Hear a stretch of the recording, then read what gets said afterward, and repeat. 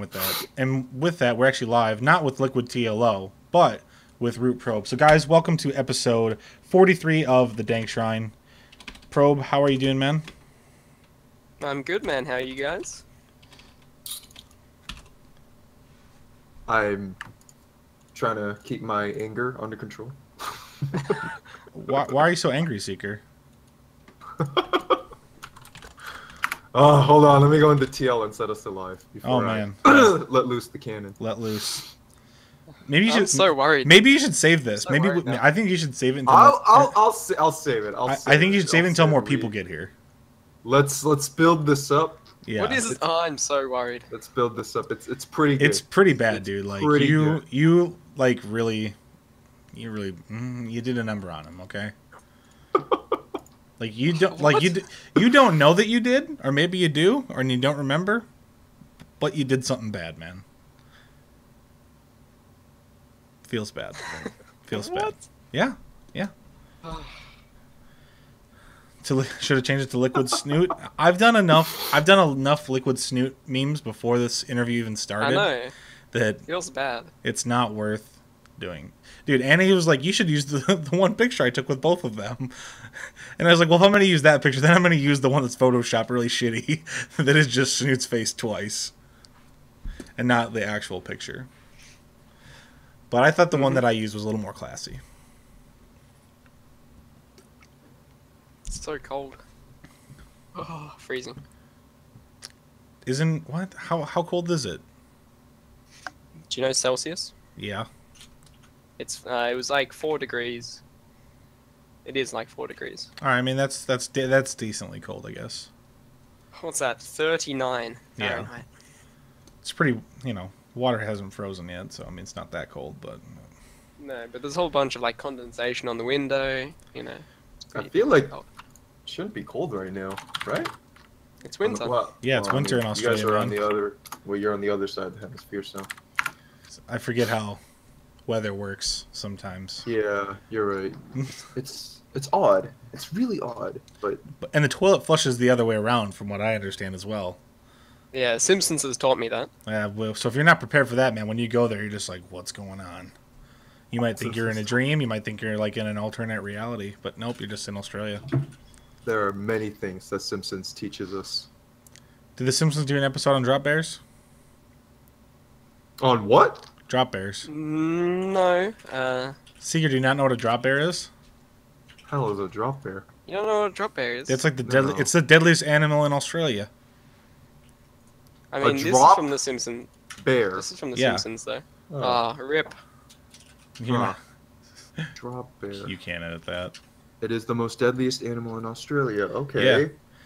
Yeah. Probe. Tell him about the drop bear, because he clearly does not know what the drop bear is. Yeah. So it's like a long lost relative of the koala. Like they split off, like I don't know, tens of thousands of years ago, right? And essentially, what they do is they hide up in trees. And when you're walking underneath, they drop down and like claw at you and attack you. Oh my god! And they're super heavy too. Like the impact alone has killed people. Yeah. Oh my! And they also have like dangerous. And they have like these huge fangs as well as claws. Like it's just like this ridiculously dense animal that just kills people. Ooh. Okay, so what is Australia doing about that? Well, I mean, we don't have to do it. We just live with it. I mean, yeah. I don't live in the bush, so it doesn't really matter, right? Well, from what I understand, they're also like very elusive. Like they're rarely caught on camera. Like they're just like super like for how small they are, they're very fast. They're ninja drop bears. They kill one, go climb up the tree, wait for their next victim. The thing is that's sort of like they're like partially blind as well. So as long as you're not an idiot and you don't like really anger it or go directly underneath the trees, you're fine. All right, so let's avoid those trees. Let's avoid every tree in Australia. If you're in the bush. If you're in the bush. Seeker, it's an urban legend. That's not a real thing. Yeah. Oh, why'd you tell him? Because, like, I can't, like, just let him go on and think that that's real. It's like the it's my It is my favorite Oh. pastime, telling people about drop bears. It's an urban legend. Foreigners. I see how it is. Yeah, it's not a real. At, that was a great explaining of it though. Like I really like that. I think that was the best I've ever heard you explain it. Yeah, I've gotten pretty good at it. So at DreamHack Valencia last year, I convinced all of the Dutch players that drop bears were real. They were just like super scared. The only one that knew about it was you, Thermal. But like Optimus was like full believing it. It was good. It's great. I feel like he told some people about it at Thermal. Austin as well, and we got someone to buy it at Austin. I can't remember who it was though. Yeah, I got a few people at Austin to buy it, but like you knew it straight away. Oh yeah. Thermal on his days off, he puts on a koala costume, goes to Australia, climbs up trees. Most- He Funny He enough, cosplays you Thermal as a does drop have that bear. little koala like plushy thing. So I don't know. See, it's not too far off from the truth. No, it's really not. Let's get on topic here. We've had enough banter. We've let enough people get in. GGE Mini's complaining that we're on it at the exact same time as WCS, and that's because we're always on it at this time. Doesn't matter, man. We're consistent. That's what we do. So yeah, Probe, welcome to the show. Appreciate you. Wait, what time is it right now? It's currently 10:11. So he's waking In up the early, morning. guys. And that's early for nerds. Nerds are nocturnal beings, if you didn't know. No, I'm pretty good recently. I just don't sleep. Gotcha. So you're nocturnal then. I like. You're more active in the evening. I go to bed at like 1 or 2 in the morning. I wake up at like 7 or 8. That's about what I do So- as well. So Yeah. now, are you in uni right now? Yeah, but it's like Half. I have exams coming up. Got it. And what are you going for? I'm studying engineering. Engineering. Okay. What type of engineering? General engineering, electronic Yeah, engineering. at the moment it's still general, but Mhm. I'm narrowing it down to like electrical, mechanical, and software, those kinds of things. Not aeronautical though. Not going. No. I mean, there's no jobs for aeronautical engineering in Australia, so it's like suicide. I disagree. Didn't I want to say? Okay, it's not Australia, but didn't New Zealand just start their first space program? So it seems like there would be like an access of jobs for that. I don't know. Even still, I mean, stuff in manufacturing in Australia is not very good to get into. Fair enough. I just wanted to flex my worldliness that I knew that New Zealand had a space program now. He just wants to show off. Pretty much. Like, I mean, shows that's that what I like to New do. Like I know about the drop bears. I know about the space program in New Zealand. Like I know quite a bit. So just saying. Yeah. He's Anyway. he's a show off. That's what he is. So all right, man. But yeah, never fails to mention that it's his show, and that he's the know-it-all. well, We always feel so inferior. no, compared to you're a him. part of it, Seeker. You're This you're is a big true. part. I You're a feel big part of inferior. it. Yeah. Did you feel Is this how you treat your guests? only you, man? We just have Oh. such a good relationship. So That's true. it's just you. Like TLO, like I was afraid to talk to before, like when I was in Austin, and I just came right up to him like, Probe, what's up, man? Like, just not afraid. Just like it's just a guy. It's because I'm not famous enough. It's not a legend like TLO. Yeah. Okay, funny story that I didn't actually tell, but when we went up, me and the friend that went there, we went to go eat. I think it was like day 2, and we went to like a ramen shop that was not too far away. Like he's like, hey, let's just go here. It's got good reviews and it's close. I'm like, all right, cool. And TLO was there, and I was too like afraid to go talk to him. And like I told him that story, and he's like, oh, you could have came and like talked to me. I'm like, no, like that's rude though. Like while someone's eating, like I definitely don't believe in that. You know what I mean? It's like, no. Yeah. Like I if, would've- like I talked to him like later, like once like at the event and stuff like that. I felt like that was like more like respectable, I guess, but like not at like while he's eating. It's like that's just like annoying. And like he was eating with like H box, so I was like, I just don't want to bug him. I was in Korea getting ready to watch GSL, and I got hungry, so I stopped at a nearby restaurant near the back then it was the Com Studio, right? And in the same restaurant, Maru comes in with the Junior head coach, and they start sitting down and eating. And I was like, "Oh, holy crap, it's Maru!" So like, I waited till after they were done eating. Well, they were almost, they were done eating. So then I walked up to him, and I asked for like a picture. Mm-hmm. You know, I was like, "Hey, can we take a picture? I know you're eating, but can we take a picture?" And he said he no. seemed very annoyed. Yeah. He like got up, but he like didn't smile. And like the junior head coach got into the picture with us, but like neither of them were smiling. I was just like, this is like the worst. Well, did you ever This is, like, the worst did you ever see picture that video that he had to do? It was on Twitter of him, and he was holding like the beach ball, and he had like the mouse ears, and he was like smiling and shit. Whoa. But then as soon as the picture was over, he was immediately just like fuck. He had like the kill me face. He's like fuck this. Yeah, I know. I heard about that. I heard about that. But the funny thing is, like after the picture was done, like I came to the GOM studio and there's the area where the audience sits down, but then there's also a players area in the back room where they get ready for the next match. And I was allowed access into the players area.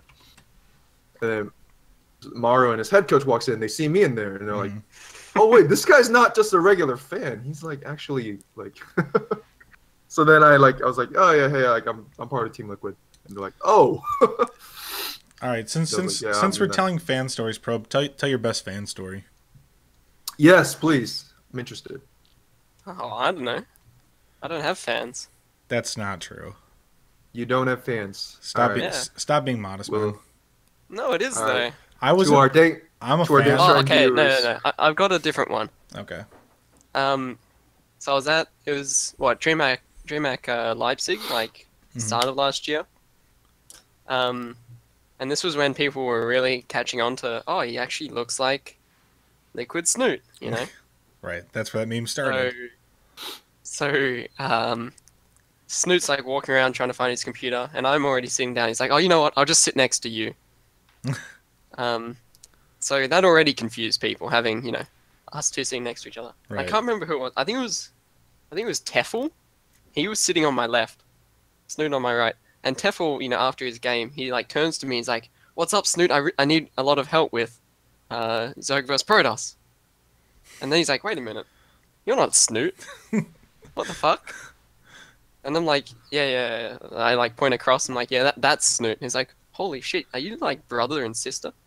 Oh, brother, no. brother and sister. You must have been rocking some longer hair, man. Yeah. Very long hair back in the day. Which one was the twins? Twins, yeah. Yep. Brother and brother. Brother and sister, that's the saying, right? So it just came out like that. Yeah, so that's my best fan story. So, like, do you know for a fact that, like, your dad didn't, like, have a thing, and then, like, he was, like, he gave one of you to, like, his mistress, and then, like, your mom, like, you're actually just, like, long-lost siblings? No, I think we're not. I think you should have a blood test. I think it's pretty close. Like, I think it might be worth exploring. We don't even look the same. You guys are all just racist. All white guys look the same to you, I bet. I'm white. Oh, racist. What the hell was that? You all look the same. Doesn't even make any sense. Do I look like him? You're not white. Oh my gosh. But I mean, I've lived so many years in America, I might as well be considered white, Might as well be. Yeah. Okay. So let's get fried chicken. Fried chicken is my favorite food. Well, that could be Korean. That's true. Korea, we're pretty. That's like Korea's favorite. That's like Korea's like favorite food in general is like fried chicken. American fried chicken and Korean fried chicken are very different. Okay, right. they taste different, and you can clearly tell the difference. KFC. Okay, let's get on point, and let's talk about what we came here to talk about, which is Probe League. So Probe, obviously you'd been running this a little bit before, and it was more just an online thing. But with this new announcement, you got like $6,000 in like total prizes. You've got like 4 lands is it scheduled? 3 lands. 3 lands scheduled. Tell us more. Like what sparked this to happen, and like tell us more. Well, I mean, first of all, I'd already run a couple of lands. The first one was September last year.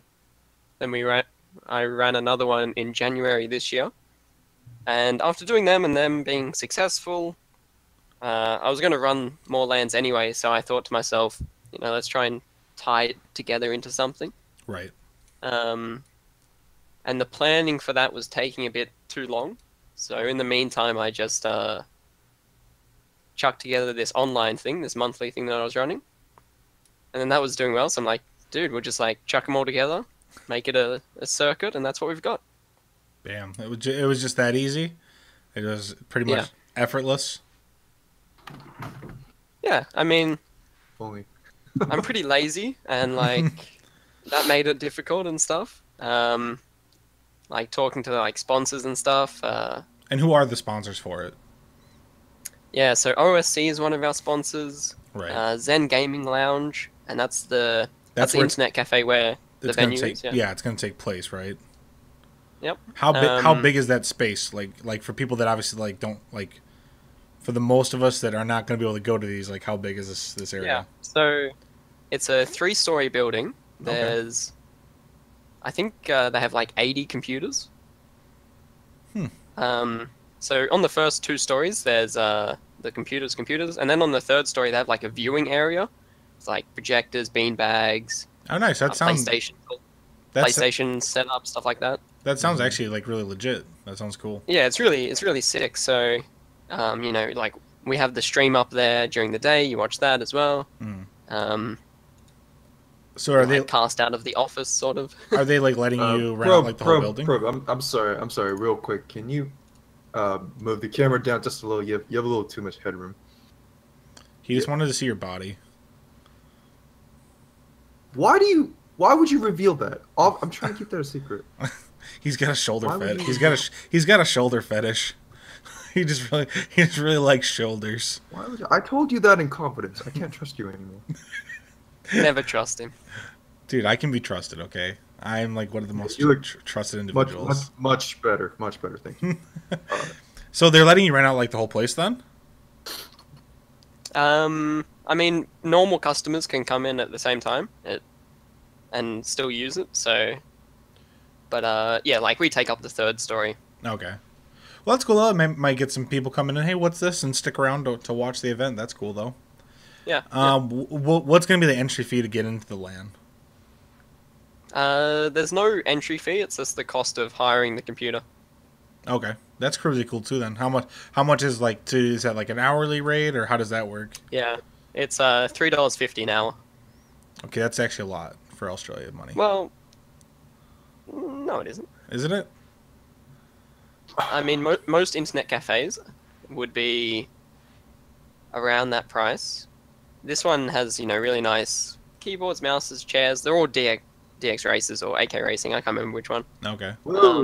That's really nice. See, yeah, it's like a really sick setup. That's really nice. And unless you're going to like some Chinese one, which fucking smells like piss and stuff like that, you're not going to get a cheaper rate. So. You should go to like some Chinese one. Did you have a bad experience once? No, the Chinese ones are the best, actually. They're really good. But they smell like piss. Yeah, stuff like that. Oh, People sleep there. Okay. All right. Like, well, it's so cheap, Say the same about Korea. Some of them smell like piss. Some of the PC punks smell like piss. Yeah, some PC cafes are just really bad, and people are like, "Oh, this place is cheap AF. I'll just take a nap here." See that? No, they're like not a thing here at all. Like at least where I live, like it's just not a thing. Seeker, what about in Florida? Like that's not a thing either, is it? You kidding me? No. If we had a PC cafe, no. See, it's just I don't know. Like I think the U.S. is just weird because I think they're like the least accepting of like gaming culture in general. And I think that's just because we have like the other major like sports and stuff, and they're just I don't know. The whole concept of PC cafes is very new and strange, to America. You need a heavy Asian population, heavy Korean population in your vicinity for the PC cafe to remain viable. Yeah, we don't have that here, unfortunately. Nope. Bam. Okay. So you can go to like. Yeah. all the ones in Sydney are run by Koreans, and most smell like piss. Yeah. Exactly. All the ones in Melbourne are run by Right. Chinese. Who runs this one? Except for Zen Gaming Lounge. Although, like, they're It's- Australian. It's They might the be like- nicest. It's the nicest. Yeah, there's a reason it's, like, really fancy and stuff. Okay, I was gonna say something, but never mind. Let's just get off that topic. Okay, so Okay. OSC Zen No, Gaming. it's their business model, you know? Yeah, no, I get it. I was gonna say something I shouldn't have said. So, Disappointing. what? So who is anyone else sponsoring this? So it's OSC Zen Gaming. Who else? Anyone else? There's someone else, but not announced yet. Okay, so more sponsors to come. Yep. Awesome. And then when will the first event take place? So we already have like the monthly tournament Mhm. that takes place every month, obviously. So that's coming up. Well, this month qualifier this Sunday. The first LAN is Saturday, the 22nd of July next month. Okay. And have you already gauged like how many people might show up for that? Like, do you have any general idea of how many to expect? I have no idea, but I want to get higher than 30. Higher than 30. I hope you do. I mean, I don't. I think I will. Like, I don't know, like how many to expect. Obviously, like not living there, not knowing what the scene's like. But I really hope you do get more. Mm-hmm. One of our questions was kind of related to this, and it said, "Probe, what motivates you to work on the Australian or the SEA scene? What are some of the challenges you've had to face while doing it?"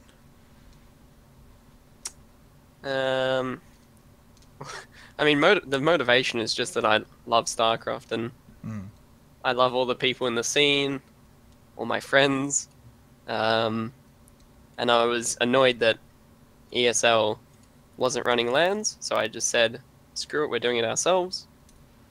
And, I mean, just to run good events, I like, I'm a pretty competitive person, so it's also like, I want to put on a good show as well, so that's the motivation for making it run well and be successful. But yeah, just because I love StarCraft and I want to do something good for the scene. Right, that makes sense. That's awesome. It's just, it's one of those things where, and as I'm becoming more and more in the community, in the scene, it feels really good to be able to give back. You know what I mean? To be able to have like a positive impact on the scene in some way. Like, it just feels good to work on it. Yeah, I agree. Yeah, what was the second part of the question? What are some challenges that you've faced in like trying to like do stuff like this? Yeah, well, I mean, obviously, like, StarCraft is not the most popular game, right? Right. Lots of people would rather sponsor League of Legends, Overwatch, that's the new thing, or Counter-Strike. So, proving to people, because I know that StarCraft is fine. Yeah. I'm not worried about that. Proving to people that it's fine is the challenge. And the people at Zen Gaming Lounge, the StarCraft tournaments are actually always the ones that get the most people. They're always surprised. They think, oh, this is so odd. Why are there so many people here? And I'm like, because it's not a dead game, you idiot. It's really not. Like, I don't know. I think we're, especially now, we have like one of the tighter knit communities. You know what I mean? Like, where we're all just like, Yeah. I'm in it because I still love it. Like, and I don't plan on going anywhere. Like, it gets to the point when you're on Reddit or whatever, and like you're recognizing names. Like, yeah, like I've recognized this name. Like, this person's been around for like a long time.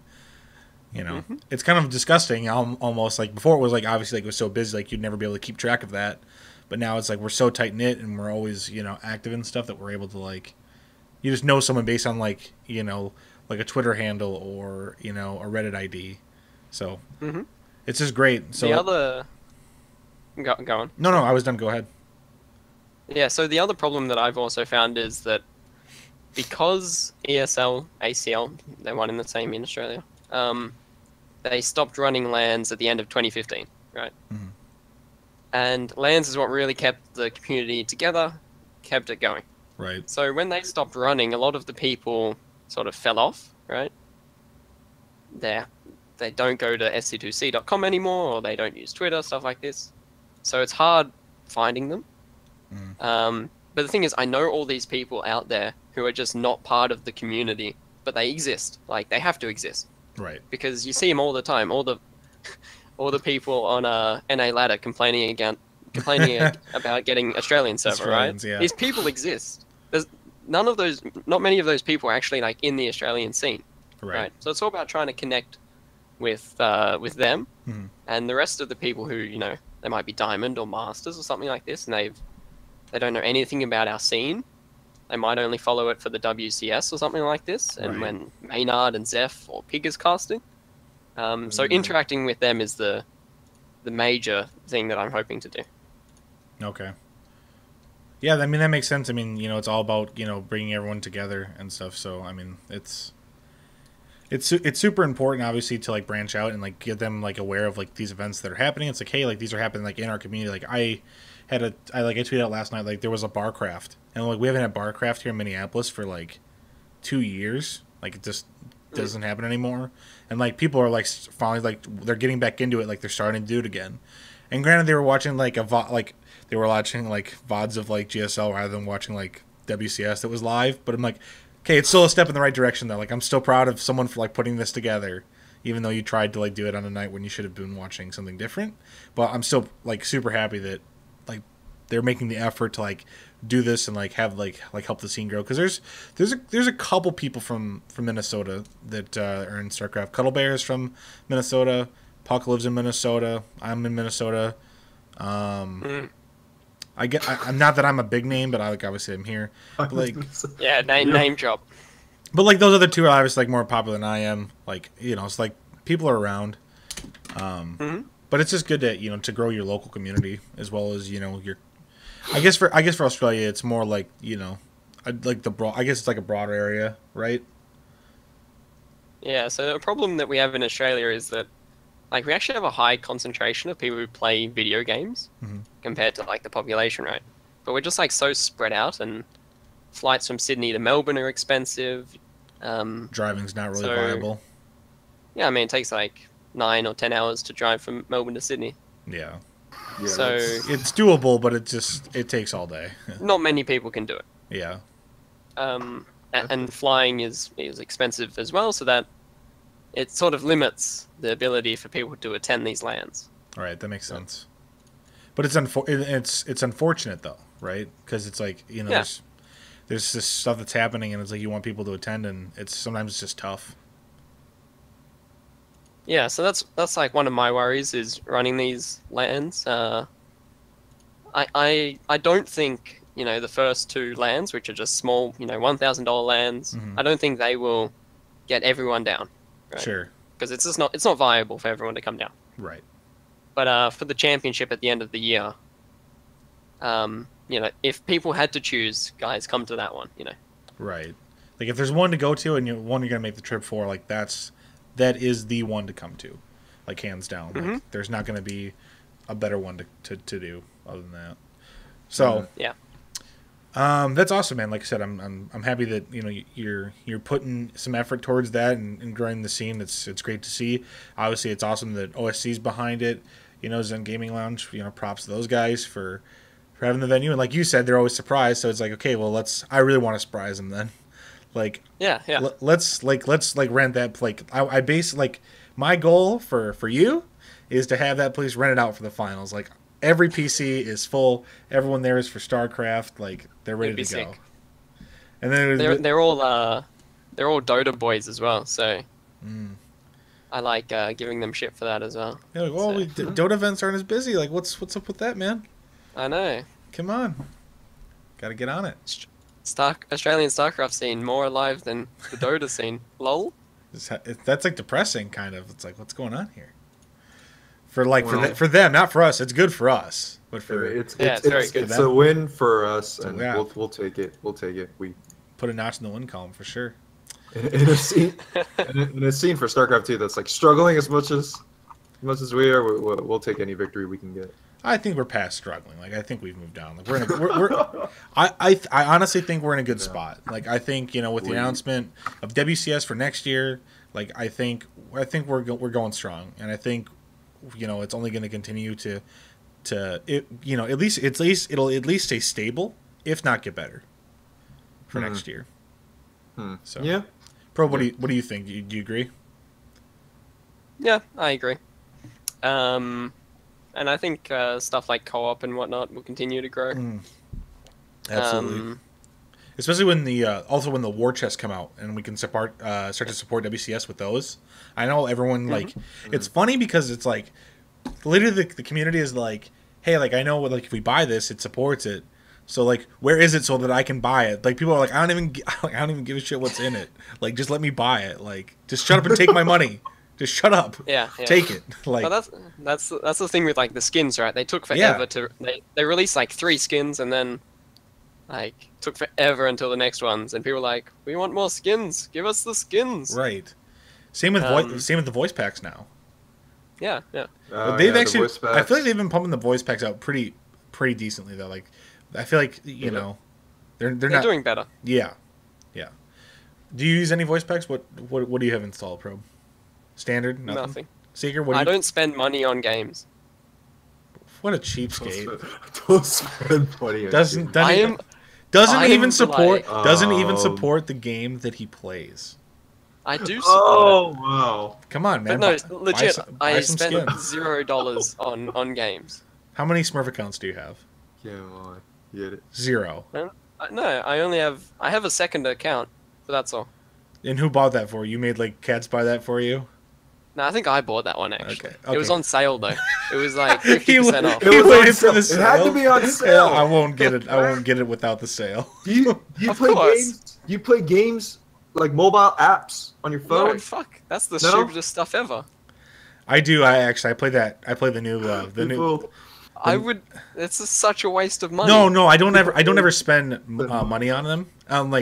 But that's like my motivation to play it is like I'm gonna be like the person that beats us without spending any money. Yeah. I used to be that guy, and then one game got a little too hard, so I spent some money.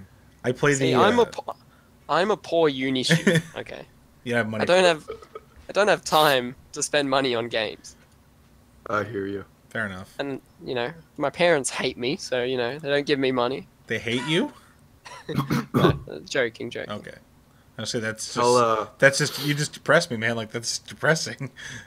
Tell cats you need a raise. Tell cats you need a raise because you don't have enough money for mobile apps.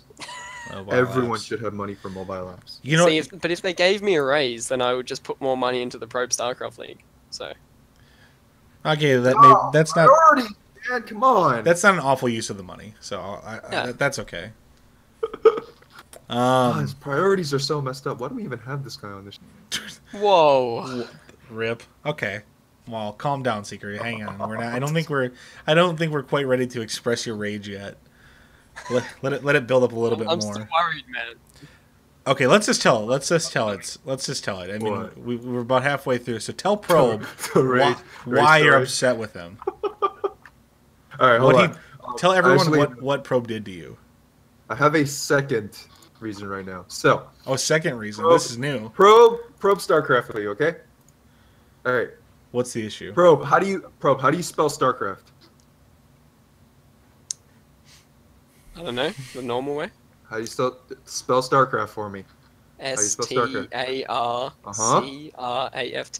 Good. All right, good. Now, when you spell StarCraft, how many letters are capitalized? Just one.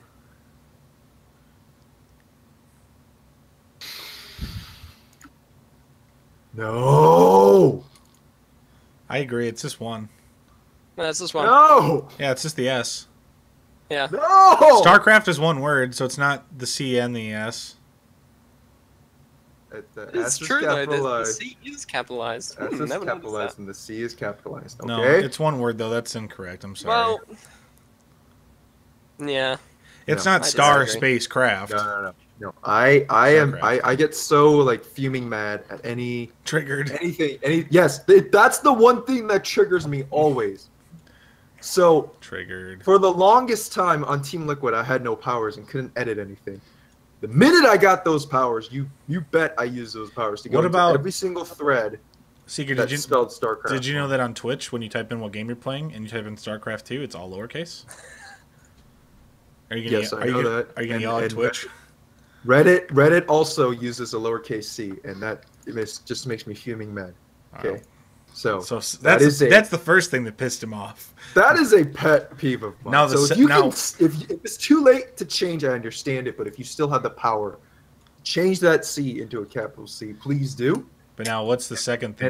And I'll mark you off my list what's for that at least. You're on my list for a different reason. what's the second reason? The other reason is WCS Austin. WCS Austin. Okay. This year. Okay. This year, WCS Austin. All right. I had a chance to go to WCS Austin and bunk with a Root Gaming player. I had a chance to do that. Okay. Because Kat said, I have a guy. He has 2 beds in his room. If he's willing to share his bed, Seeker, you can come. But then Katz messaged me 48 hours later and said, I'm sorry, I messaged him, and he doesn't want to share his bed. Okay. And so I couldn't go to the event. Guess who that Root Gaming player was? It wasn't me. I bunked with Panda Bear Me. No. Are you sure? Because Katz specifically used your name. I think Katz But it wasn't me. I think Katz might be playing the blame game here. I think he might have had like a nice suite and was like, well, I'm Did not he? gonna share this room. Like, I was sharing with Panda Bear Me. You were sharing with Panama and me? Yeah. All right, well then we're gonna have to hunt down Katz and have him clarify the story. So, Something's yeah. not adding up here. so Something's not Seeker, you adding better up here. apologize, man. You were mad for nothing. This means I've been holding a grudge against Probe for no reason. He's been Fucking hell, man. purposely Yeah, like messing yeah. up your events on TL calendar. Like he's been doing everything just to mess with you, man. No, I'm kidding. Oh, okay. He deletes created a it. I created a Twitter account just to badmouth you. That's how bad it was. Really? I created a Twitter. Oh, where'd he go? Oh, there he is. Yeah, it's called SC2 Probe Sucks. Really? Oh, that's sick. SC2 Probe sucks. But as we always say on Dankshrine, if you have haters, you know that you've made it. That is I true. made a fan. That is Yeah. true, man. Like if you have someone that's like willing to insult you and like go out of if you have someone that's willing to go out of their way just to insult you, you've made it. Like that's how you know he's made it. What's the Twitter handle? I think he was joking. I'm gonna follow this account. No, I don't think follow Liquid Rat. I'll follow Liquid Red. Follow at TL_Seeker, and you'll see. Just trying to trick you into following his regular account. Good one, Seeker. You tricked him. You got him. You just name Got him. change for like 1 minute to SC2 Probe Sucks. Either that, or give me like 5 minutes, and I can just start up a new Twitter account. SC2 Probe sucks. I feel like you could have come up with something a little more creative, by the way. Like, than just like StarCraft 2 Probe sucks. Let's see. Spell StarCraft with only 1 capital. You know, do like StarCraft Probe Sucks. Why would I do that? That would piss me off, not you. I actually do love doing that to people. Like when it's like they have like specific like capitalizations. I love to like just do it opposite. Like Beastie Cutie's got like really weird like capital letters, and I always like invert it like whenever I talk to him. PC Cutie. I used to love doing that with Moonglade's name. Moonglade. Like the capitalization of Moonglade? His was so stupid. Weird. It's like Yeah. in the most awkward places. I couldn't remember it, so I just typed Moon. I think I need to change mine. I think it should be all lowercase except for the last T. The last T will be uppercase. So you're gonna become. That's what trust does. You know that? Yeah, trust. That's what Toast. trust does. He has a lowercase t in the beginning and then capitalizes t at the end. It looks so stupid. No, that looks good. It looks so stupid. I don't That know why looks he did terrible. Should I just do just the T's capitalized? that. It's the the trust, lowercase t in the beginning, and then the t at the end is capitalized, Excuse and me. then I always thought heroes. Probe, idea was capital really- B. Probe. Oh god. They'd be like Pro B? Like, yes. Probe? Pro B. Pro B. Probius? Probius. Exactly. Probius. Could work. Could work. Yep. Speaking of All right. Probius, Probe, do you play Heroes? I do, but Do you only do it's you? only with like. No, I don't play Probius. Oh, I was gonna say, do you only queue as Probius? Like that's all I. That's the only character I play now. Nah, see, the problem is I don't spend money on games, right? So I haven't got Probius yet. Mate, that game's free, and you can get him. Have you not played since 2.0? You can literally just like unlock him automatically. I haven't played him. Haven't played since 2.0. Oh, dude, 2.0. Okay, side tangent because like StarCraft 2 is awesome, but the new 2.0 update for Heroes is actually really good. Like Yeah, they just stole a bunch of stuff from Overwatch, like drops and like skins and stuff, but like it made it way better. And like you unlocked, you get instead of like having to like you only get like the rotational ones. They said screw that. We're giving everyone 20 to start with, and you can just pick based on like classes. Like okay, if you want like the warriors or the assassins or whatever, and you can just pick, and you get like 20 like right away. So much better. Anyway, so but speaking of Probius, I don't know if you know this, but we're trying to raise money to get both me and Seeker to DreamHack Montreal. And if we get to 2,000, which is our stretch goal, right? Like it's a stretch, but that's why this is a stretch goal. I will get a Probius tattoo on my butt. Who does Probius tattoos? Tattoo artists. Do they know how to do it? Yes, I would only go to one that I've seen his work to make sure that he could do it. And I'm also going to live stream it. I heard about this. I think I was watching last week or something. Okay. How does it make you feel to know that I'm going to have a probe on my butt? If I get there, at least. I don't actually think it's going to happen, but Put like Liquid Snoot's face on it. What? Hey, Snoot's face, the right probe below it. it's a probe, and you have a face of probe on there. That's clever, man. I'm reversing. That's so clever, man. I'm reversing the meme.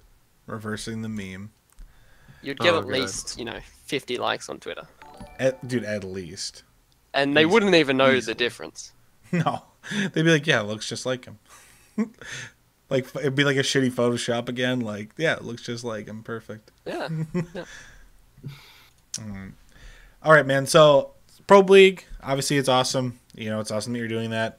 Unfortunately, we had the qualifiers for Yonkaping for ANZ. Didn't get through. Just what did you miss it by one match, right? It was I came third. 2-3 again. Was it Igas or was it Seether? I lost to Igas in the qualifying match. Igas, got it. But there's still hope because we have the Valencia qualifiers right around the corner. So what have you been working on since then to make sure that you get through for Valencia? Just playing, same as usual. I mean, I should have qualified for Sweden. Like, are you upset that you didn't? Oh yeah, I'm always upset. I'm always upset. Yeah. What are you, the Hulk? I'm always angry. No, he's not. Probe's not ever angry. He's like always like down on himself. He's like, I'm not very good. Like that's like his strategy to like keep calm. He just tells himself he's not good. Yeah, so I don't know. I've just been practicing, not blowing up, 30 adepts with my own disruptor. Yeah, that helps. If I do that, I should probably qualify. Got it. Don't watch Gemini play then. He's known for destroying like 30 of his own probes with his own disruptor.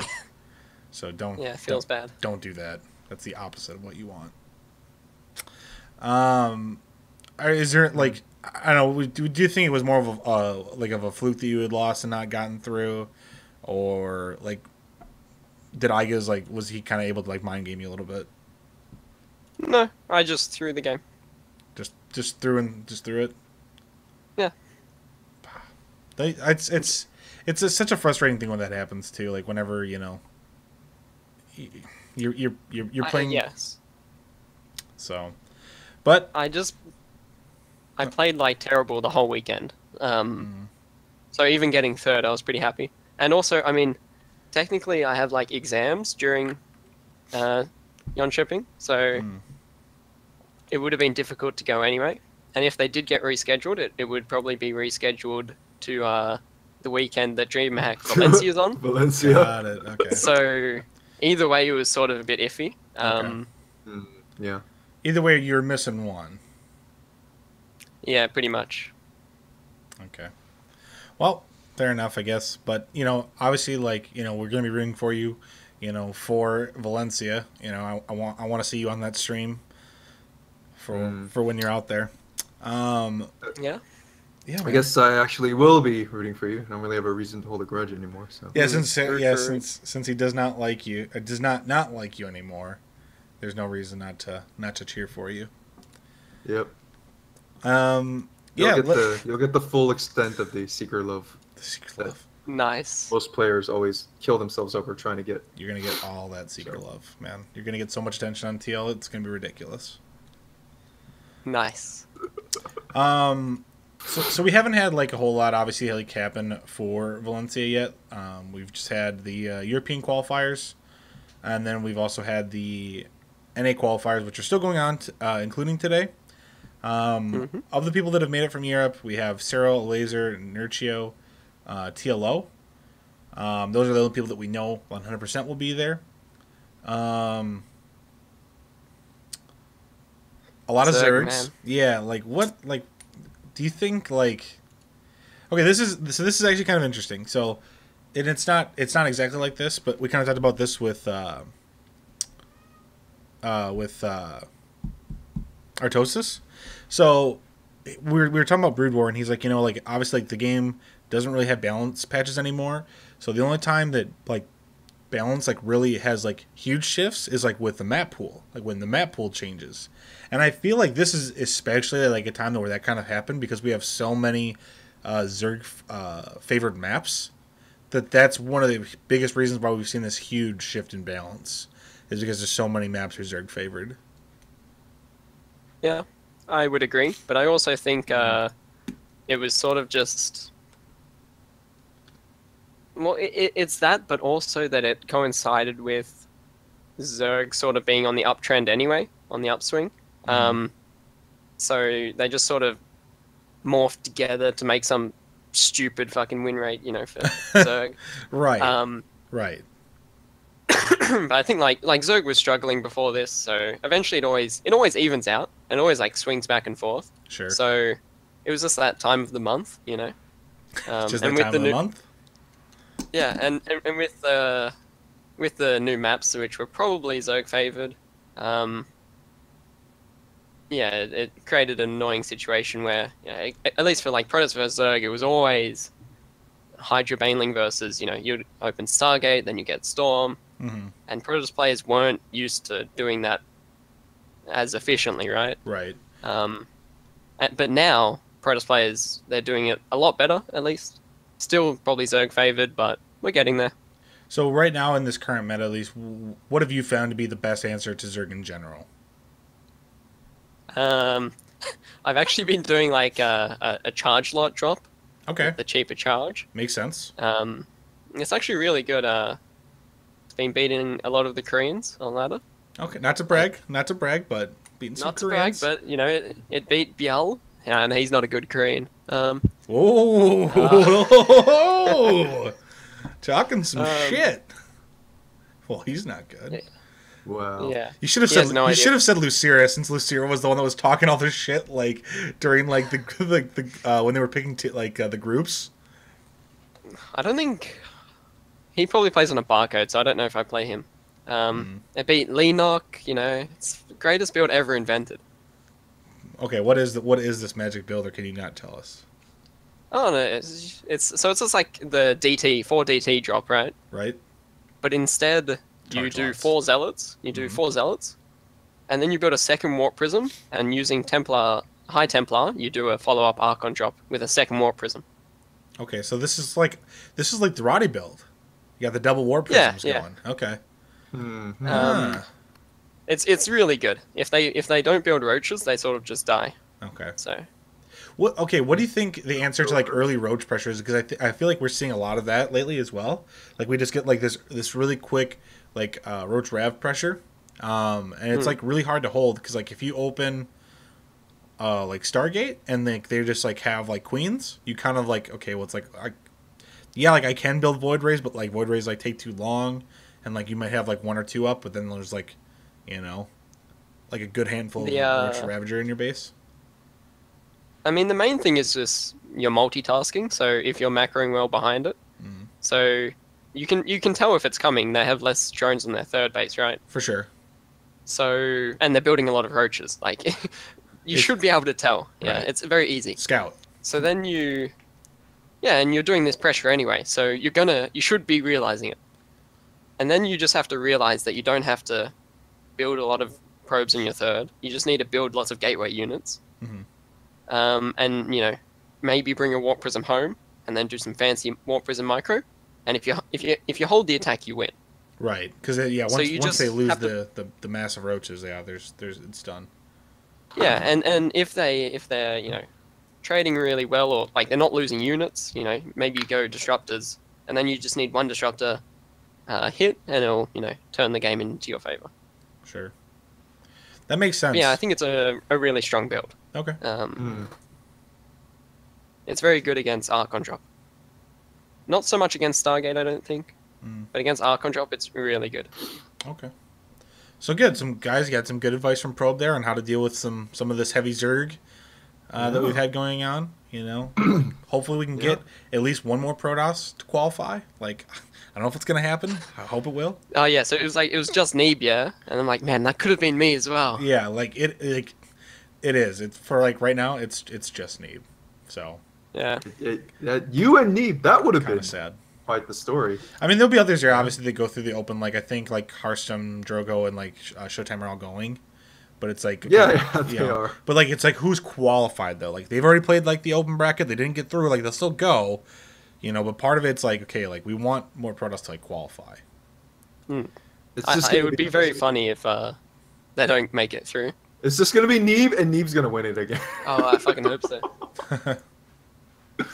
Yeah, we have a lot of, great Protoss players in the open bracket, but definitely Neeb looks very lonely up there, just by himself. What a god. Who are some other Protoss players that you think that are going to be able to get through, just in general? Do you feel like Pili Pili is someone that could get through, like a Bales, from as far as the NA scene? I don't think Bales could. Okay. Pili Pili, he should be able to, but he seems to be on a downswing at the moment. I would have expected him to qualify every time this year, but Zerg, man, it's difficult. I don't even think there's any Latin American Protoss players. No, there's no Latin American Protoss. Isn't that weird? What happened there? It's no, we don't want this race. This is stupid. Well, it's the same with Australia. There's you. There's only me. There's only me. Only you. The rest is Zerg and I guess Seether, Rip. True. That's very true. But rip the dream. Well, Latin America doesn't even have one. They don't even have a probe. I think they were on the Reddit thread talking about it for last season, I think. And they're like, "Oh, we've got one Protoss, come check it out." We've got one Protoss. It's like a Gold League player, but they'll take it. Gold League player. God, I hope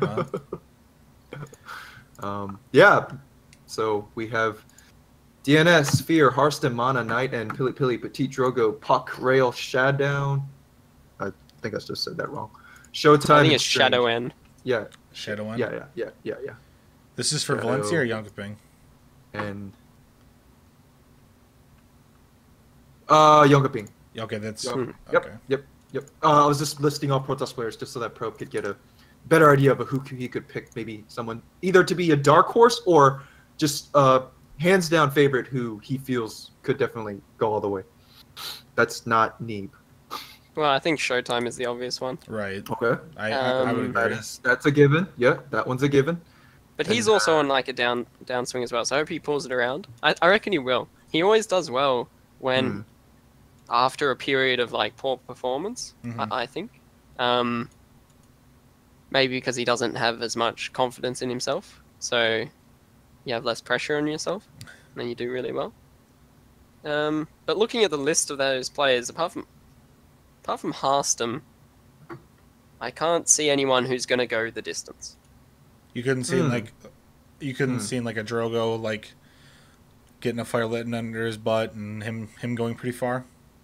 I could see him getting like round of 8 at the max. Okay. Drogo pulls off yet another victory. But then I look at, you know, the list of Zergs and Terrans and like Kelazur Major, Hero Marine, and then from Zergs there's a whole list of them, like Right. Snoot, Elazer, Namsha. Like every Mercio. okay, so like you're looking at the Protoss list and you're like, yeah, there's a couple like pretty good names there. You're looking at the Terran list and you're like, yeah, there's a couple good names there. You look at the Zerg list and you're like, scary, scary, scary, scary, scary, Yeah. scary, Sham, scary. Lambo, like almost all these guys are like really good players. It's like, okay, like TLO, don't want to play him. Sort of, don't want to play him. Snoot, don't want to play him. Blyde, don't want to play him. Cyril, definitely don't want to play him. Scarlet, Nurcio. I mean, like literally, like Jesus. Like if I'm like any other race, like who's got okay? Like let's ask this: who's got the best odds of winning this? Like who do you think the favorite is I to win think the whole it's- thing? I think it's like too hard to call. It's just whoever shows up on the day, but I mean, you would have to say Cyril, right? Right. But because you have to say it, he's not going to win. Well, I say Cyril just because he's got such a good ZVZ, and it's like, well, with this loaded Zerg bracket, like your odds are the most likely to play a Zerg player. So like if you have good ZVZ, you know, like that's the ticket right there. I mean, that's not a guarantee, but you know, I obviously with having the most, it's Zerg versus Zerg. Like, anything can happen. right? Yeah. But you're not wrong. Like you're right. Like ZVZ is like really just odd in general. Like there's so many weird things can like happen. But yeah, like I feel like if you're just like that's your best matchup though, like I think you're like at an advantage, and like I know that that's like his best matchup is like ZVZ. So, but it's super hard to tell because like a laser's done really well. Like he could easily win, you know, like Yeah. Snoot could win, you know, and like Scarlet could win. Like it's like it is really literally ridiculous, like how good these Zerg players are, and like for the ones that are attending especially. Mm-hmm. So I think we need David Kim to come back. We need a good Protoss patch. I think we need to. Well, the charge patch was good. I liked it. What about this? What about if we let Adepts, while they're shading, hop ledges? I think that could add some pretty good balance. Wow. Just That's let's stupid. And then also we give Stalkers +1 range to air. Because if queens get air range, then Stalkers should have air range. I think that's only fair. That's okay. You know, one thing that I thought about was you could change the Stalker's air attack damage. Mm-hmm. So you know how it's, I don't know, it's maybe like 12 plus 2 or something Right. to armored or something like this, or 10 plus 4, something like this, yeah? What you can do is you can just make it like flat damage, Okay. and you're like, oh, that would change so much because, you know, there's so many air units that aren't armored, right? Right. But literally for Zerg, the only air unit that's not armored is the Muta, Mm-hmm. the Mutalisk. So it has no effect apart from against Mutas, so that's a good change. Right. And against Terran, like Medivacs, Liberators, Vikings are all armored anyway. Right. So it's sort of like it helps it in general, but like against like Banshee or Battlecruiser stuff like Sure. or not Battlecruiser, Banshee and Raven and stuff like this, Sure. and Mutalisk. So it's an air buff in that way. Okay. Yeah, I could feel that being helpful. The reason why I bring up the range thing is because I always get so tilted if I'm playing against Terran and they go for ranged libs, and then like I don't have a starport, so like you're like I'm automatically like screwed because like they get in those positions where you can't hit them, and it's like this is, and it could be it could even be like an upgrade, right? Like you could even like research it. Yeah. Yeah, I was about to suggest that maybe instead And then of just giving and then just have +1 it a general +1, like they get Yeah. +1 range. give them then- an upgrade. Sure. And then bonus, Yeah. like maybe like bonus, I don't know. Would you give him a bonus plus damage to light or no? What? With the Why? upgrade, with the upgrade. That way Stalker could be used against Muta. You could do it versus. You could even try it with like versus Bio as well. Yeah. The things to try out. I though. think it would just make the But Stalker that's more. the thing, I you think it would can't- make you the Stalker can't- more viable. You can't know what the effect is without trying it. So. Sure. Um, I I if they think were to I put feel it- like the Stalker is a unit that is due for something, right? Like it's been pretty much the same since Wings. Like not feel a like- not a whole lot's changed. Make it strong against light. Marines are just going to be Well, rendered useless.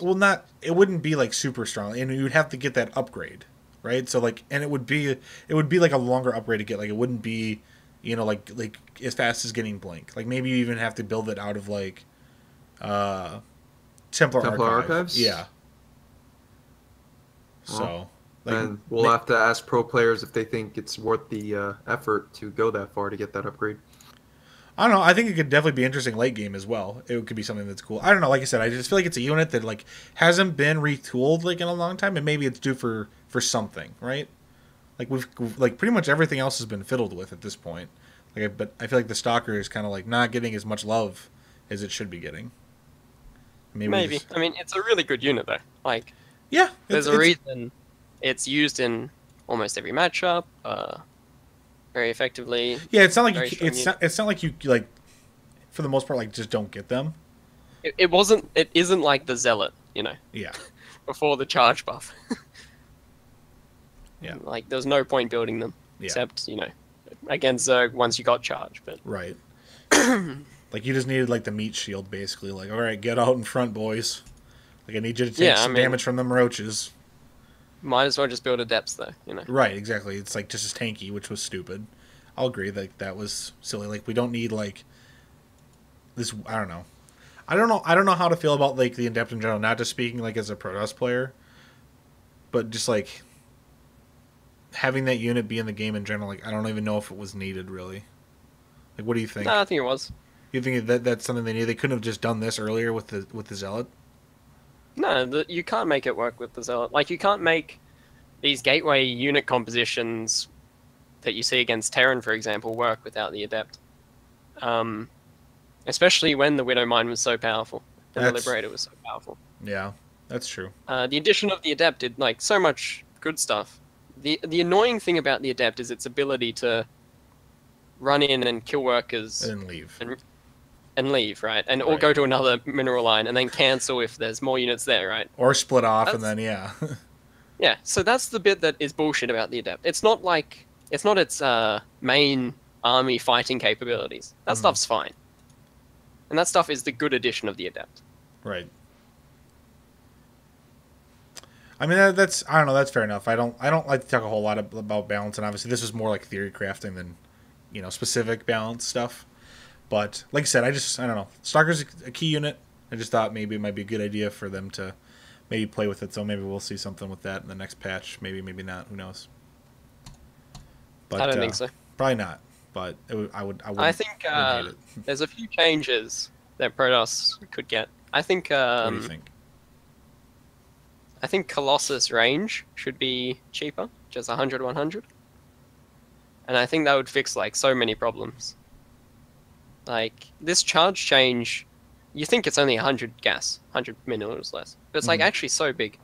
Because you can afford other stuff now with it, and it's more viable in builds. Same thing with extended thermal lance. I think it would be something cool to try muck around with. I can see that. And it's also, it doesn't change the unit, right? Right. The Colossus is still pretty weak. It's good against Terran, but, in the other matchups, doesn't really. Right. Come out that often. Right. But like you don't see it against Zerg because it's too expensive. You commit too much, and if the Zerg knows you're doing it, they can just tech up, do any number of things, and you're dead. Right.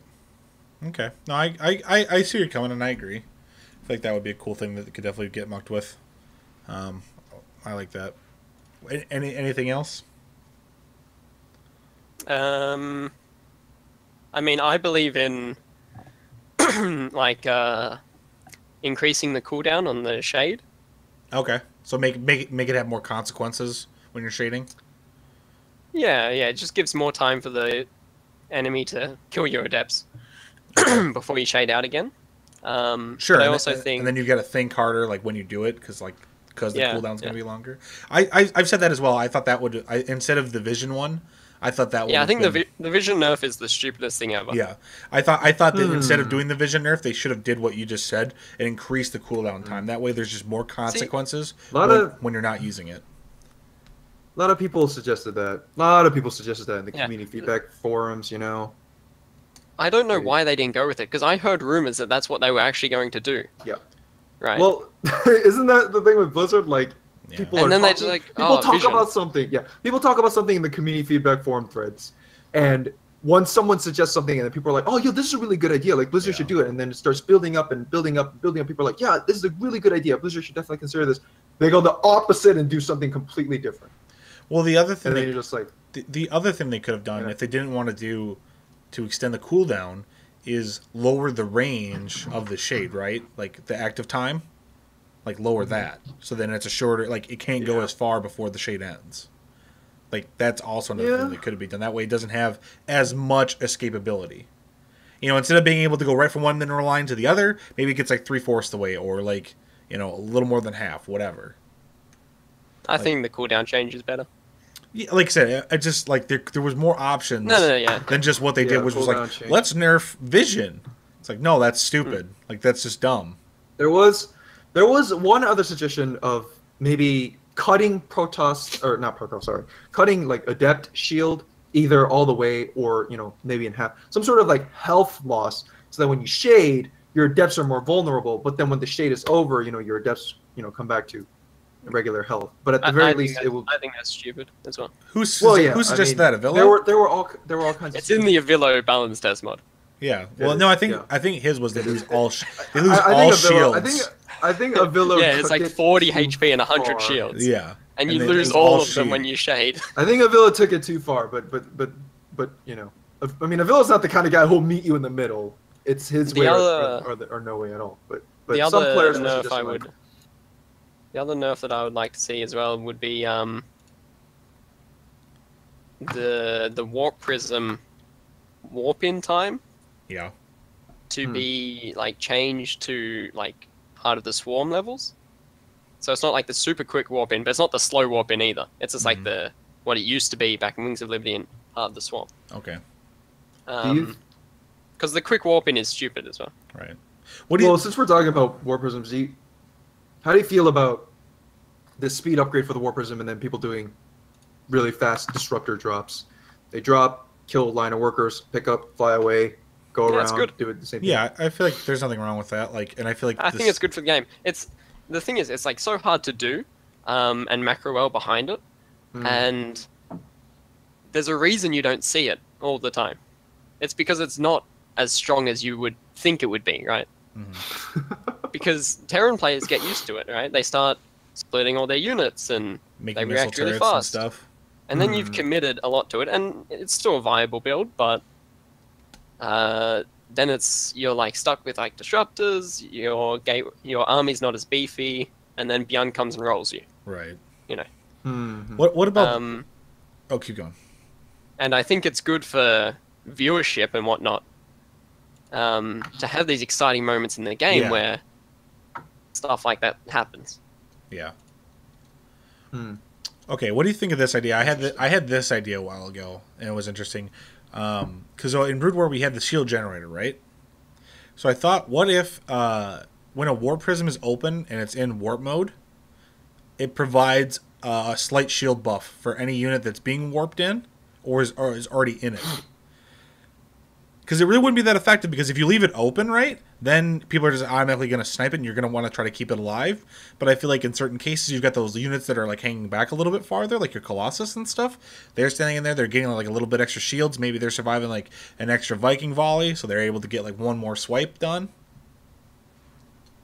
Are we saying the warp prism automatically has this, or is this like a upgradable research? Maybe it could be that. Yeah, maybe. Oh, yeah. I feel like that would be the only way it was fair. Otherwise, I feel like early game it would be kind of stupid. Yeah, I think and making it as an upgradable research would definitely be a great way to bring back the shield battery. I think the shield battery was an incredibly shield battery. I said shield generator. I'm sorry. Incredibly clever concept back in Brood War days. Well, not back in. It's still going. Right. For Brood War, I felt shield battery was really good. People found ways to utilize that and turn it into a viable strategy. There were like shield battery rushes, and you're right. I would love to see something like that. Yeah, maybe it could be a part of Warp Prism's speed, or maybe it could be a separate upgrade. Don't make it a part of Warp Prism's speed. I don't know. That way, it's not I don't know. It's too rewarding. Oh yeah, I guess you get the bonus It's too for both. rewarding. You not only do you get a speed upgrade, but you also get a shield buff. What? Sure. Yeah. Sure. At least kick up the price then. Make it like 400, 400. Whoa. Wow. Yeah. Whoa. We don't need to increase Yeah. the price of No one's upgrades Well, getting then no don't one's make getting it the that same. then. Don't make it the Yeah. same upgrade. Then, Okay, then. sure. Just put on the That's not cybernetics fair. core. We Sure. need another upgrade on the cyber core. Okay. Yeah, I like Since that. they Another removed upgrade on hallucination. Yeah. What do you think of It's that idea like- in general of having like a shield buff, like a shield bonus? Just when they're in the I area, don't like know. it's the same as the warp in area, so it's not huge. Like it's not a huge arc, right? It's just within the general, you know what I mean? Shield part. I mean, it's not a terrible idea. I don't know what it would look like without testing it in game. Sure. So that's my Yeah. answer. Okay. It's not terrible, but it might not be good. Sure. Wait, hold on. Well, you said You have to test it. You want to see another upgrade in the cybernetics core? What? Yeah, What do you yeah. want to see? What do you want to see? Well, on it? we talked about, you could have that shield thing there, or a stalker buff upgrade there, something like this. Mhm. I think it would just be cool to have another one there. In the cyber core. I think we don't have enough upgrades in the game as well, Chalupa cannons. or meaningful upgrades. Meaningful upgrades. We need chalupa cannons. Terran has some really stupid upgrades. Yeah, see, Terran has like Yeah. 1,000 upgrades. Like on, Neo, like- like Some of Neo them are- Steel, like some of auto, them are really stupid and like just- auto tracking no or one ever whatever. uses them. No one ever uses them. They're really stupid. Isn't So there they one have to for be bunker meaning. capacity? Yeah, no one ever uses that one ever. Like that's It's stupid. that's like a campaign upgrade, right? Like that's not something that actually like you use in the game. Yeah, pretty much. You know. It's like, oh, I don't know. Whereas like Terran's like, we actually need real tech reactors in the game. Actually, like we just need both. Like no, stop. Like that's not a good idea. I don't know. Like, you're right though. I feel like you're right. I feel like Protoss in general doesn't have enough upgrades, and like I feel like another thing in the cyber would be cool. Like I feel like that would be more useful. Maybe even put Blink in there, and then just have it be a little bit more expensive, right? So you can get it. Would you? So you could get a little bit sooner, but it costs a little bit more. I Would mean, you it like already to takes see- like 10 years to research anyway, so. And you're going to get Warp Gate first anyway. Like, Right. You wouldn't skip Warp Yeah. to get Blink. That doesn't make sense. Probe, so I I don't think it makes that big of a difference. want to ask you your opinion on this. Remove the upgrade to the mothership. Okay, so the mothership core is just a mothership core. Remove the upgrade to the mothership, and instead introduce arbiters. How would you feel about that? I mean, you could, but it doesn't really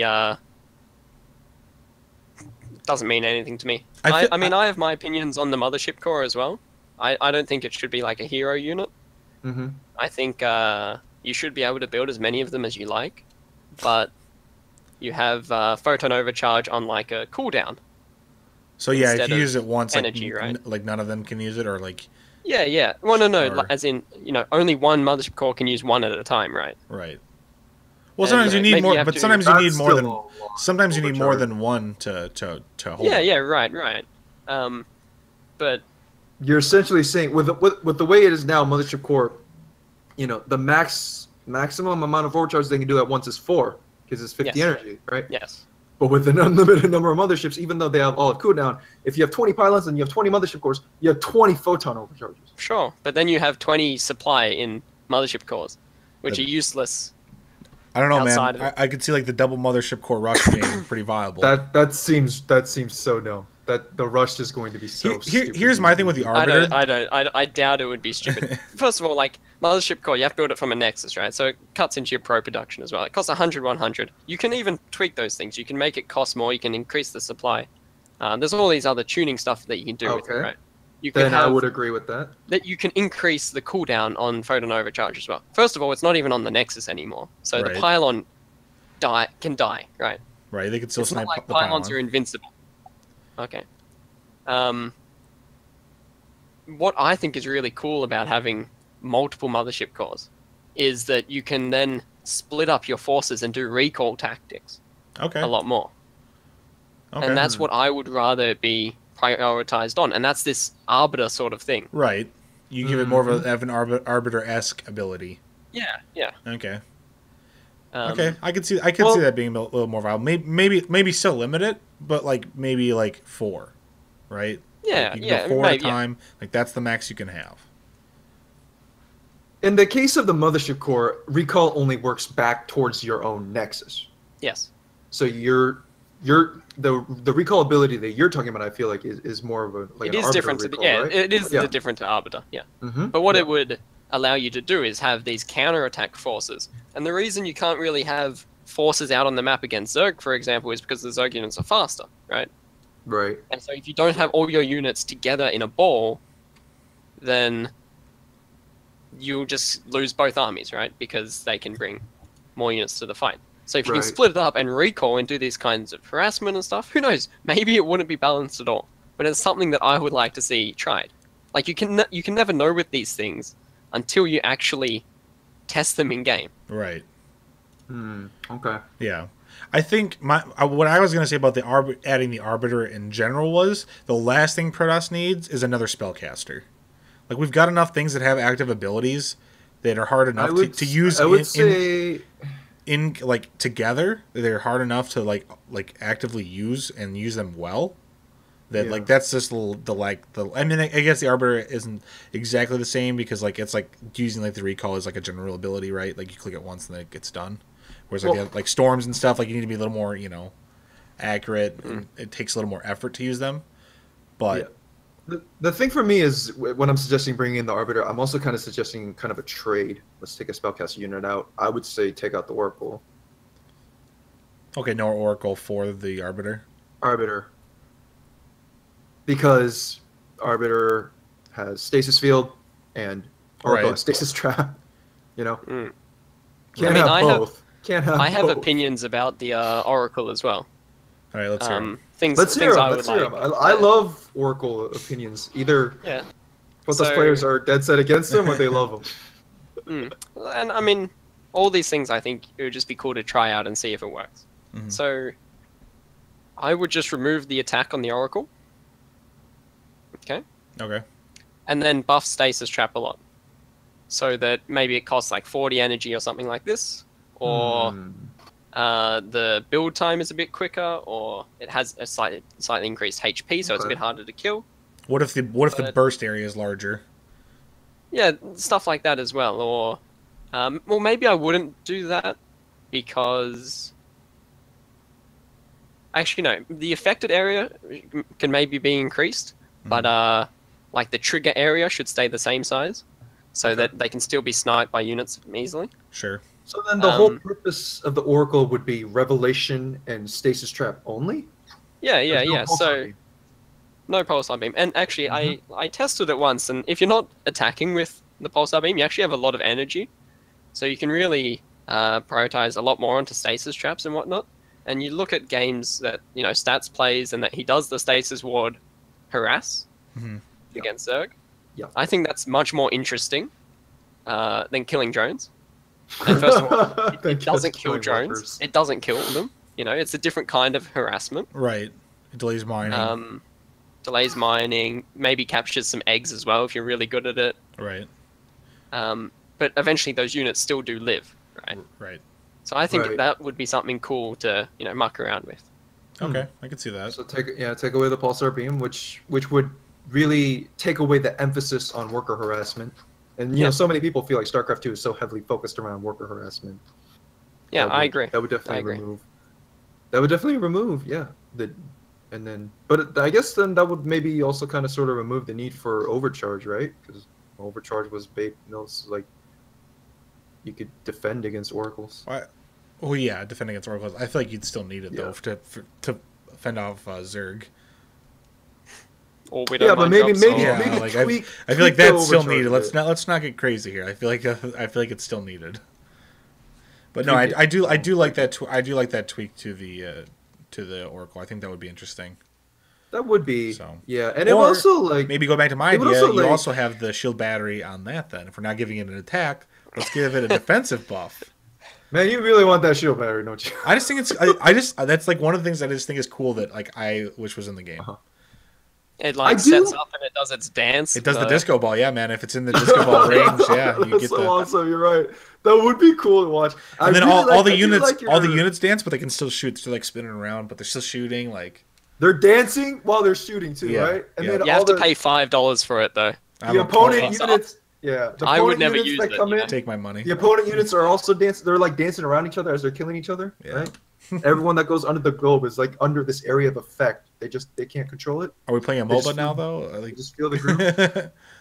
I do want to say, I like your idea of taking away the pulsar beam because a lot of lower league players struggle with Oracle rushes, right? It's so easy for someone to just take out a probe and proxy a Stargate, and an Oracle flies in and just kills a bunch of units. And these lower league players, they don't have the reaction speed necessary to to pull their workers away or to build their things in time to be able to fend off these Oracles. So that would actually help out lower league players a lot, I feel. Or you're just Haas you play high level players and you just build like 20 and then just like go in and you're like, I'm just gonna shred everything.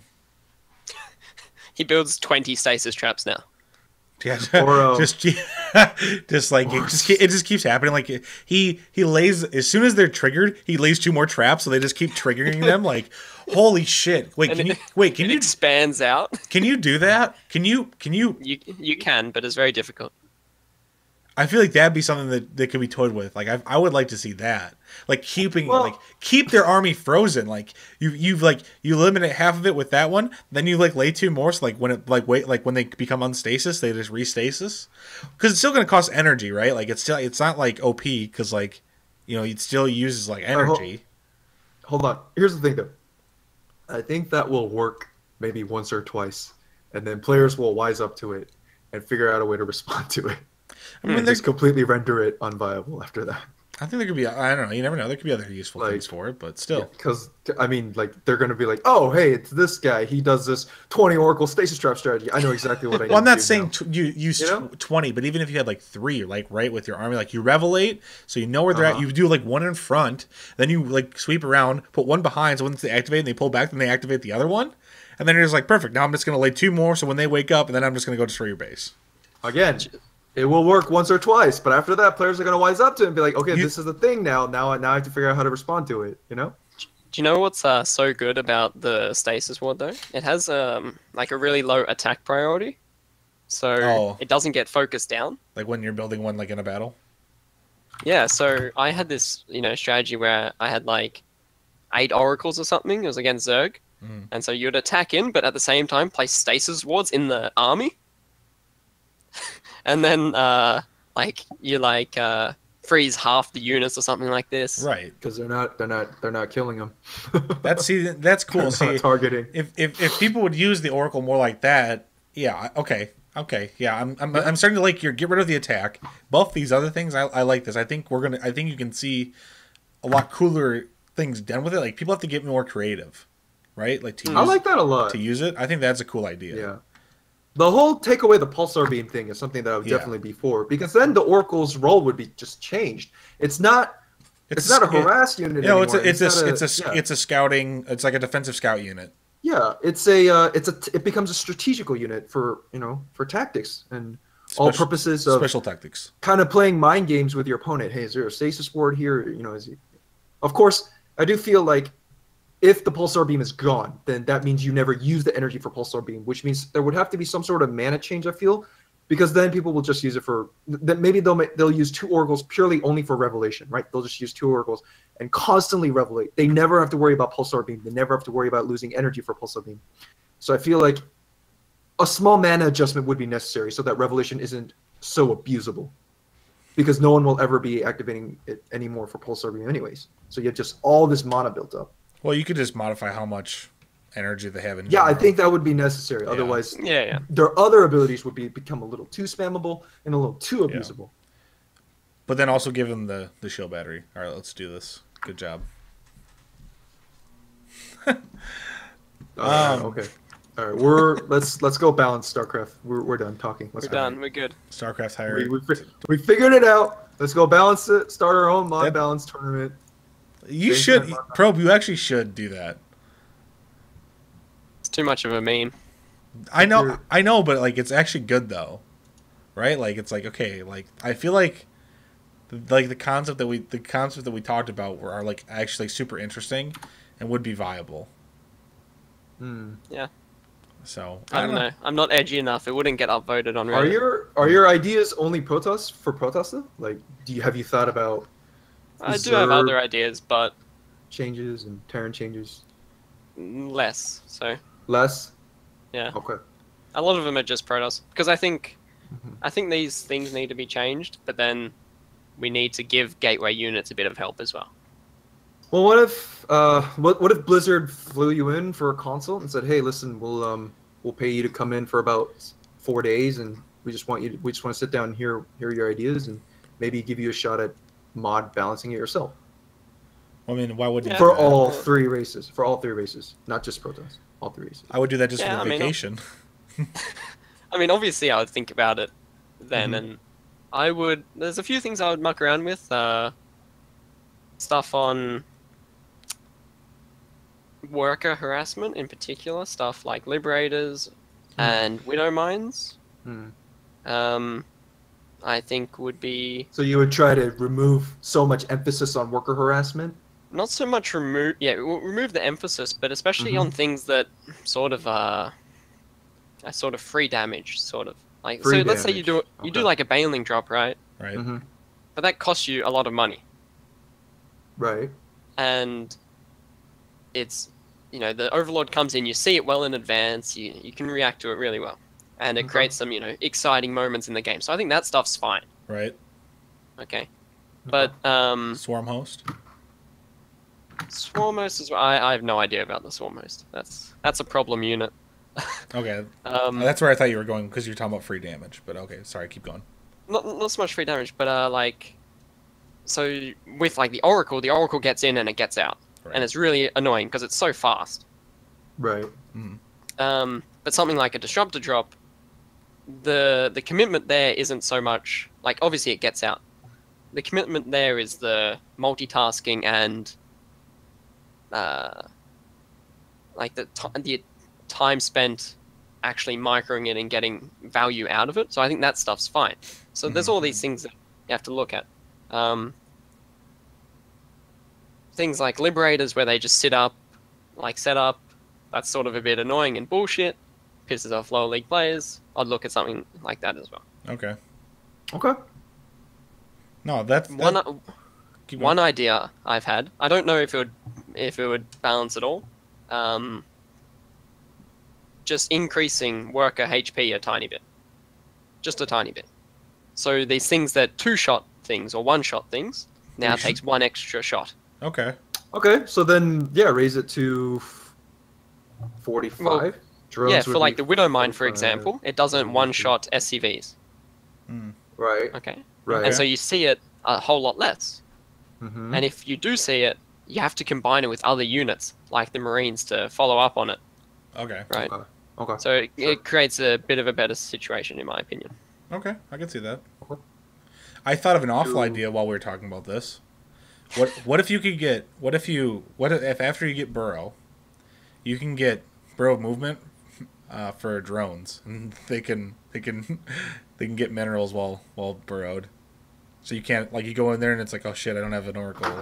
I can't detect them, so they're just mining free. Burrow movement for drones only?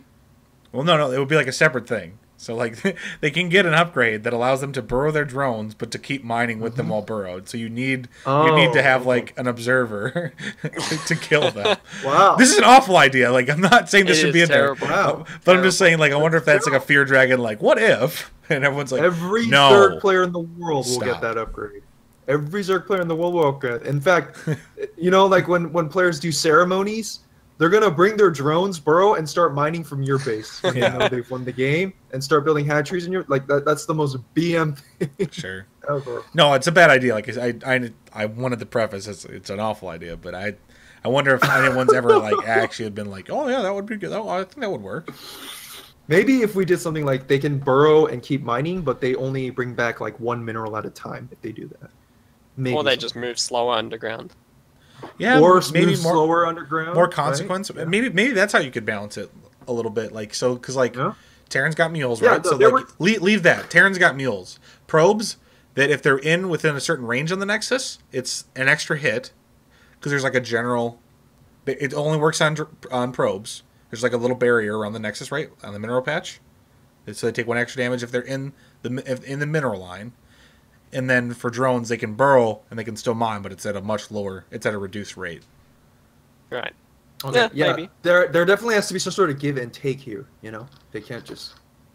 I don't know. It's interesting. That way we all have like a different like thing with like workers, like said with like meals and stuff. Like there's like different little. I don't know. I don't actually have no idea like how that would like. I feel like that would work actually better for. There's no. That would work better for unit harassment because like Probe said, like it would take the extra hit to kill the probes, right? So you have more time. But then what for Terran? We haven't given anything to Terran. They already have mules. Nothing's changed. Okay. We're nerfing things that annoyed them, like the Oracle. Yeah. Like the Adept. You use it. So you don't have to help them. Okay. Directly, you just indirectly by nerfing all. As long, if we're talking about this while also talking about all the other balance that we talked about before that will take away so much emphasis on worker harassment, then sure, I can see that working out a little bit better. I mean, first of all, that drone burrow movement, what a joke. Yeah. What a meme. Yeah. No, like I said, I thought it might work, but we'd have to tweak it a lot. I think it would be interesting just if each race had like something interesting like with the workers like that though. Like the probes being shielded by the nexus a little bit. I don't know. I thought about some sort of thing people like when they're like the roaches are dying, they morph it into a ravager. When their hydras are dying, they morph it into a lurker. And I was thinking some sort of thing where drones, if they're about to die, they can morph into an egg with a lot of armor. And, they can just turn into a spine crawler, right? You just turn into a spine crawler. Yeah, spore crawler or gas guzzler. It costs money. Yeah, you just cancel it though. Like there's still it's repercussion, but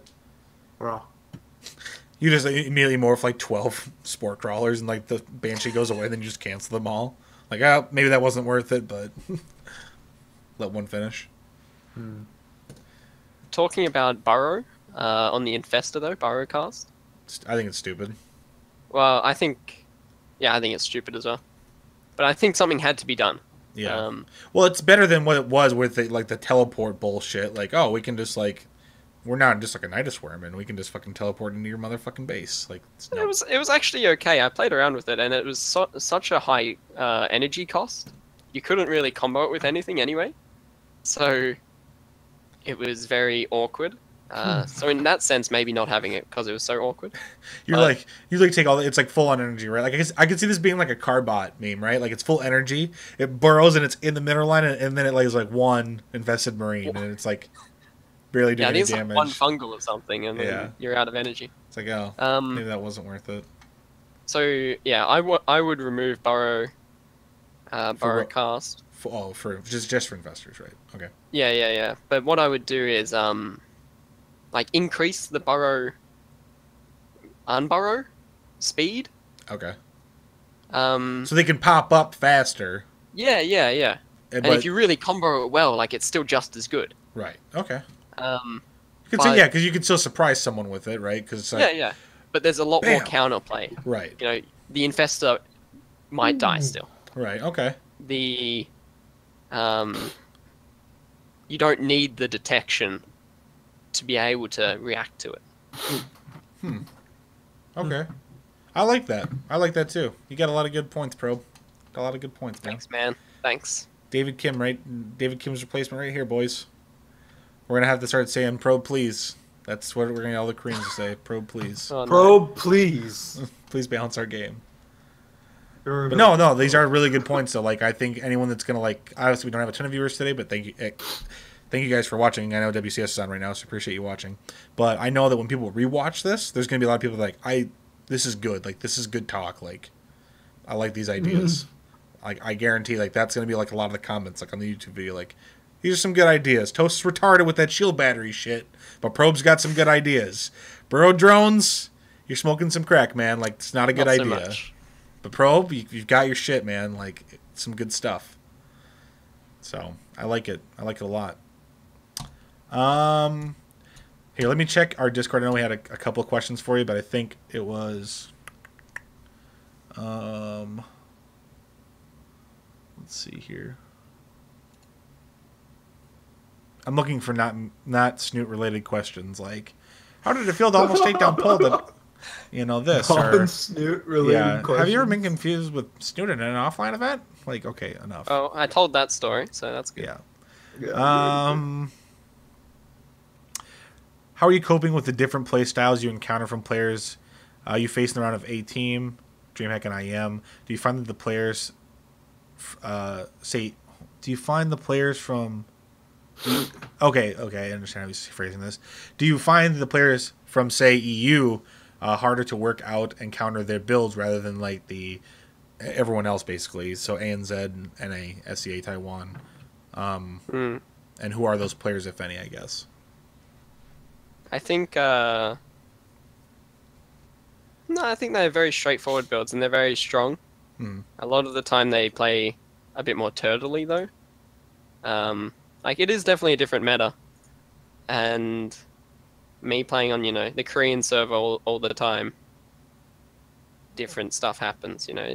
Terran players are a lot more aggressive on the Korean server. Right. Pros players are more aggressive on the Korean server. Zerg players are better in Europe, I would say. And they do more abusive stuff. So in that sense, it's a bit more difficult. But like, I don't really think about their playstyles being that different. Overall, they're roughly the same. The Chinese are always crazy though, so I guess they're hard to figure out. Those crazy Chinese players. Yeah, always building swarm host, doing stuff like that. All right. Do you remember cuddling with Hype Man Q at Austin? No. Didn't happen. See, dude, I thought, I don't know what I thought. But like when I got back, all these people were like, "Oh yeah, do you remember this happening? Yeah, we hugged and stuff." I'm like, no, I have no recollection of that. Maybe that was Snoot, guys. Like maybe. Yeah. I think I think you're getting people. I think you're getting people confused. Like that was Snoot who actually spooned with Hype Man Q. Like yeah. It was definitely Snoot. He just confirmed it on Twitter. We're good. At Liquid Rat. At Liquid Rat.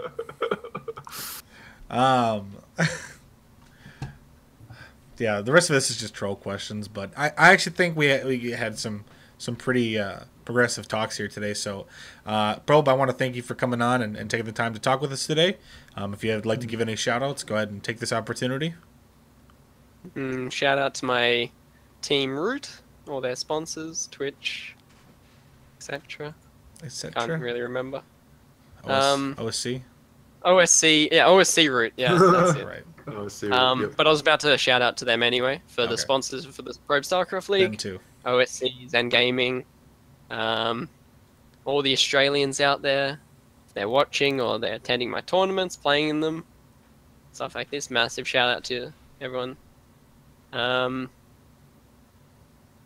if you are in Sydney, come. Well, hopefully I qualify. But there's like the offline. We have an offline challenger this time in Sydney. So if you're in Sydney, come down and watch that. Come say hi to me. Dude, just give him a hug, guys. He's really like Probe's pretty touchy feely, so just come up and give him a nice big hug. Do it. And I won't remember. And if you're not from Australia, remember you want to put a little bit of Vegemite behind your ears to ward away the drop bears. So just a little fun fact for you. Those damn drop bears. Just that's I'm gonna grab another account on StarCraft 2. I'm just gonna call myself Drop Bear. Drop Bear.